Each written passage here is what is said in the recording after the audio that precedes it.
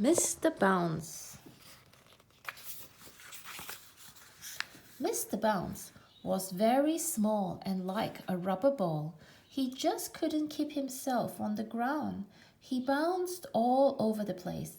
And as you can imagine, that made things rather difficult. Last week, for instance, Mr. Bounce was out walking when he came to a farm. He climbed over the farm gate, and you can guess what happened next, can't you? He jumped down from the gate and bounced right into the duck pond. Bounce went Mr. Bounce. Splash went Mr. Bounce. Quack went the ducks. The other morning, for instance, Mr. Bounce was in bed. He woke up and jumped out of bed, and you can guess what happened next, can't you? He bounced right out of his bedroom door and all the way downstairs. Bounce, bounce, bounce, bounce. That happens quite often, which probably explains why Mr. Bounce leaves his bedroom door open every night. After he had picked himself up, Mr. Bounce went inside his house and sat down to think. Bounce! Mr. Bounce bounced off the chair and banged his head on the ceiling. Bang went Mr. Bounce's head on the ceiling. Ouch, said Mr. Bounce. This is ridiculous, Mr. Bounce thought to himself, rubbing his head. I must do something to stop all this bouncing about. He thought and thought. I know, he thought, I'll go and see the doctor. So after breakfast, Mr. Bounce set off to the nearest town to see the doctor. He was passing a tennis court when he tripped over a pebble. Bounce, he bounced, and he bounced right onto the court where two children were playing tennis.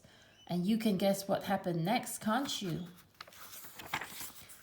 The children didn't realize that Mr. Bounce wasn't a tennis ball and started hitting him with their tennis rackets backwards and forwards over the net. Bounce, ooh, bounce, ow, bounce, ouch. Poor Mr. Bounce. Eventually, one of the children hit Mr. Bounce so hard, he bounced right out of the tennis court. Mr. Bounce bounced off down the road towards the town. Oh dear, he said, feeling very sorry for himself. I've been bounced black and blue. A bus was coming down the road, and Mr. Bounce decided that the safest place for him to be would be on it. He got on and sat down, still feeling more than a little sorry for himself, and the bus drove into town. The bus stopped right outside the doctor's. Mr. Bounce stepped down from the bus, and you can guess what happened next, can't you? He didn't step down onto the pavement outside the doctor's. Oh no, not Mr. Bounce. He stepped off the bus and onto the pavement and bounced in through the doctor's window. Mr. Make-You-Well was sitting at his desk, enjoying his mid-morning cup of coffee. Mr. Bounce sailed through the open window and landed. Well, you can guess where he landed, can't you? That's right. Splash went the coffee. Ouch! Squeaked Mr. Bounce. The coffee was rather hot. Good heavens! Exclaimed Dr. Make-You-Well. After the doctor had fished Mr. Bounce out of his coffee and set him on some blotting paper to dry out, he listened to what Mr. Bounce had to tell him.